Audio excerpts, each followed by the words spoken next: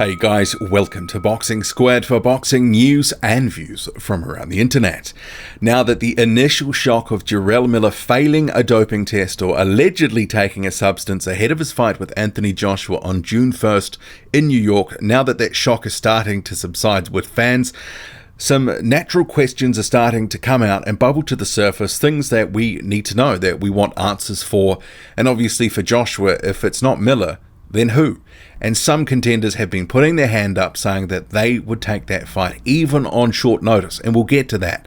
But some of this process right now is involving Miller is, well, what happens next? What do we actually expect to happen?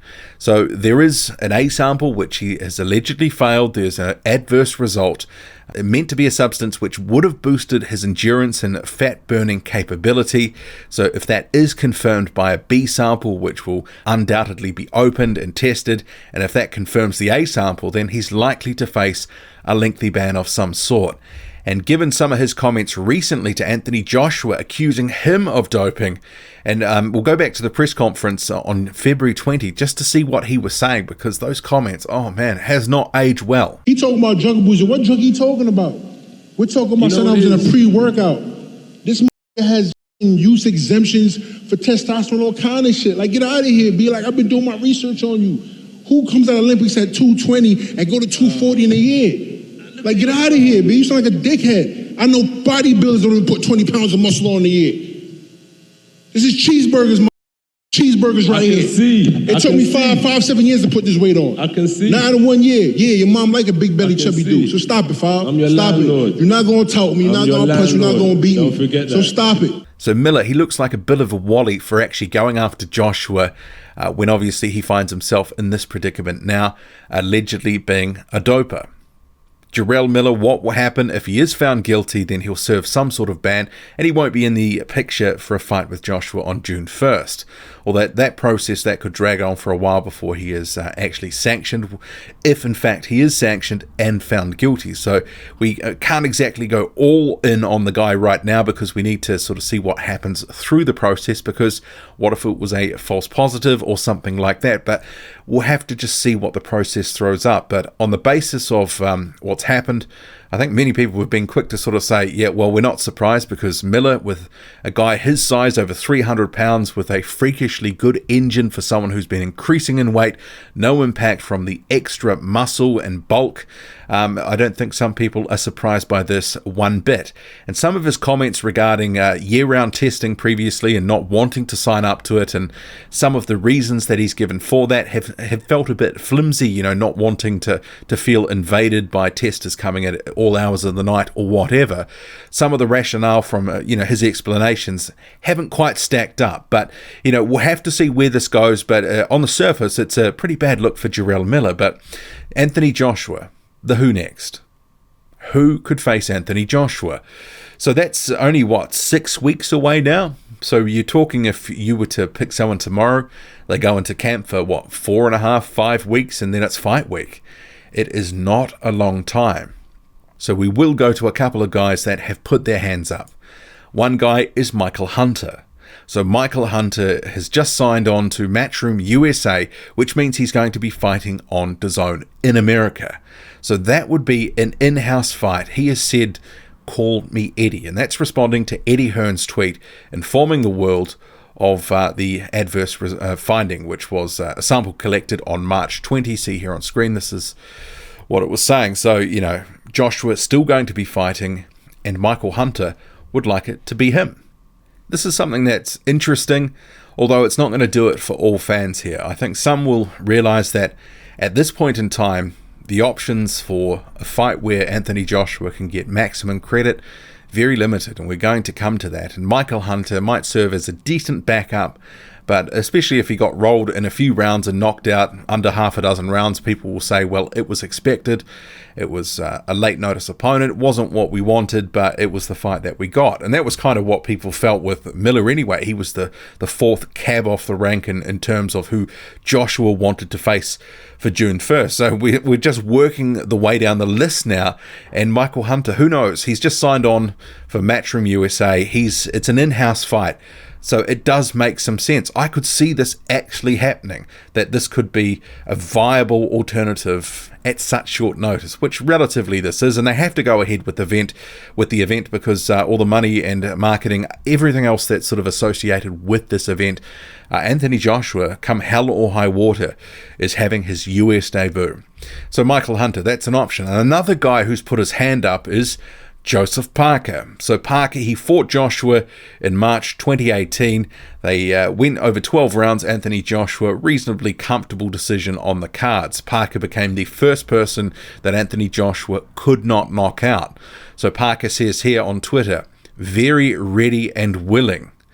And then a couple of emojis. So obviously the sort of backstory to that was people were asking, Joseph Parker may fancy a little date in the USA, hashtag rematch, hashtag Team Parker. And obviously Parker is saying, yep, I'm up for that. And I fully expect David Higgins, obviously I'm from New Zealand as well, he'll be telling the New Zealand media undoubtedly that Parker is up for this, and they're willing to pick up the phone and, jump on a plane and take this fight at short notice. But, where millions and millions of dollars are on the line, I don't think a lot of these guys will be turning it down. Some of these other characters who are maybe in a better position for a title shot, like a Dillian White, for example, this is where you start to ask the question, how much is there to be gained for him at a short notice fight? Obviously, some of the issues for White was around the terms. So can they make a fight for Dillian White at short notice? Maybe they would have to, if they really wanted White to take that, they may have to up their offer and sort of cede to some of his terms. I think White would be in a relatively strong position negotiating-wise if that was the only fight that they were really going for, knowing that that was the only one that would maybe get him enough credit. But you could argue there's another fight out there as well that you could get sort of maximum credit for, but we'll get to that in a second. So I don't know if Dillian White, for a few reasons, would take that fight. Probably couldn't negotiate the deal that he wants right now. It may take a couple of weeks to sort of nut out the nitty gritty, and really, you don't have that up your sleeve. They almost need to announce an opponent in the next week or two if Miller is, off the table. And White himself, he probably would have wanted a longer period of drug testing, as some people have noted, but also a longer training camp. Going in for a 5-week camp for an Anthony Joshua fight. He was offered a voluntary fight at Joshua. He probably feels he's within reaching distance of a title in the next fight or two. If he keeps doing what he's doing, he's going to get a title shot somewhere rather than just having to take one at short notice. Guys like Parker and Hunter, they're not in the position like White is. They can't be as picky as he is, because they are some way off a title shot. For Parker, it would be obviously having been a champion, but having lost his belt and then losing to White. He's got a bit of a path back, so that could be his in. And for Hunter, he's had a couple of fights at heavyweight, I think 4 since stepping up, 2 notable wins against Martin Bakole and Alexander Ustinov. But those are the sort of things where he's, at least 2 or 3 fights away. But he could get an opportunity. But the guy where he could probably get maximum credit, you're probably talking Luis Ortiz. This is an opponent where Anthony Joshua himself has actually called Ortiz out before, and Ortiz has actually said in the past that he would almost fight Anthony Joshua for any amount of money. He had offered it was 2017, I believe, when Deontay Wilder's opponent, which was going to be Andrzej Wawrzyk, popped dirty for Peds, and Gerald Washington ended up being the opponent. But that was about a month or so out from that, maybe about 5 weeks.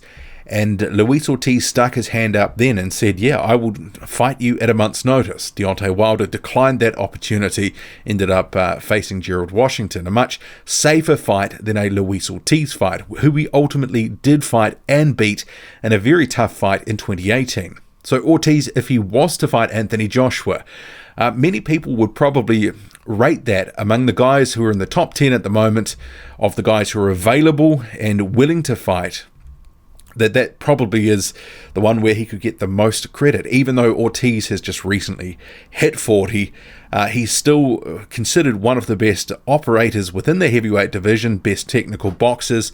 He's got power, the straight left, decent footwork, although in his recent fight against Christian Hammer, we saw there was some vulnerability. He was able to be hit by Hammer a number of times with the right hand, and a guy like Anthony Joshua, if he catches Ortiz flush a few times, probably wrecks him, just as Deontay Wilder did. But this is the sort of fight that fans do want to see, including myself. Out of all the guys that are available, if Dillian White, he doesn't want that fight. White and Ortiz, they're probably near the top of my list, but because Ortiz hasn't fought Joshua before, as White has, I think I would prefer to see the Ortiz fight, and Ortiz may be willing to take it, even at this relative short notice.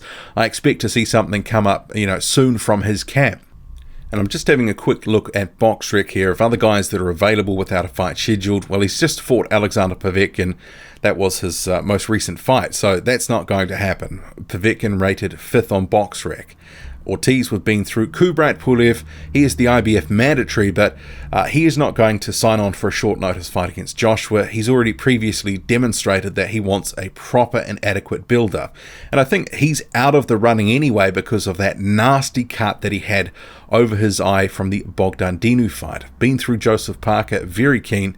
Adam Kovnatsky, well, that could be an interesting option because he's a US fighter, but I just don't know if it's possible because he's in the PBC stable, and are they going to cross this line at this late in the piece? That's why some of the guys who are independent, but also within the Matchroom stable, I think they have a better shot. That's why I think the Michael Hunter option is actually not a silly suggestion because he's in the tent, but he's also American. They probably, for an American fight, for Joshua's first fight in the United States, he probably needs to be fighting an American.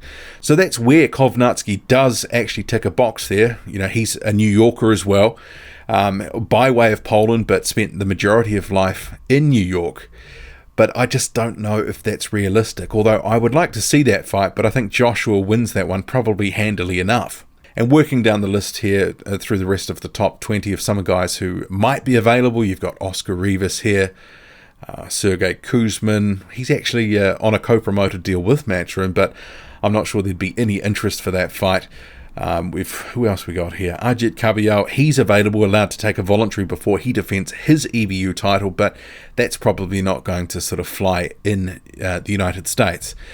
I don't know if there's actually that many options where Joshua can have a fight and get much credit. So we've been through a few names here, but how likely are some of them? The Joseph Parker one, for example, how likely is that? The first fight, it was a big event, but the fight was a bit of a fizzer. So, I'm not necessarily busting a gut to see that, but out of all the options, I'd want to see the Ortiz fight or the White fight, but I don't think White takes it. There is another option out there as well. I mean, Manuel Char, he has the WBA regular title. You might be able to sort of peg that as a unification fight, and Char's been desperate to fight either Wilder, Fury, or Joshua. So he could be an option. And another guy that's got a version of a heavyweight title, well, two of them actually, Joe Joyce, potentially he's available, but he's also on the PBC side of the street. Don't see that really happening. That would make more sense to be in the United Kingdom, I would have thought. But also Trevor Bryan. He's an American. He's got the interim WBA title. Yeah, I don't know. He's just got zero public profile. He really is a bit sort of absent, and he's been so inactive since beating BJ Flores. What was it, in the middle of 2018? That's kind of, he's got this version of a heavyweight title, but it's almost in name only. Although he ticks a few of the boxes that you could go, okay, well, he's American. Technically, he's got a version of a heavyweight title. Yeah, you could sort of set that up, but I think many fans would deem it, as I would, a mismatch, because we really don't know how good Trevor Bryan is because he's been facing subpar opposition. So Joshua's could potentially be between a rock and a hard place here. So Luis Ortiz, Dillian White, there's a number of names. Michael Hunter, they could be the sort of pick of the crop here. Do you have any other suggestions? Who do you think else could be in the running, if not some of the guys that I've mentioned? Drop a comment, loud and often. Hit like, hit subscribe, follow me on Twitter, boxing_squared. I'm out.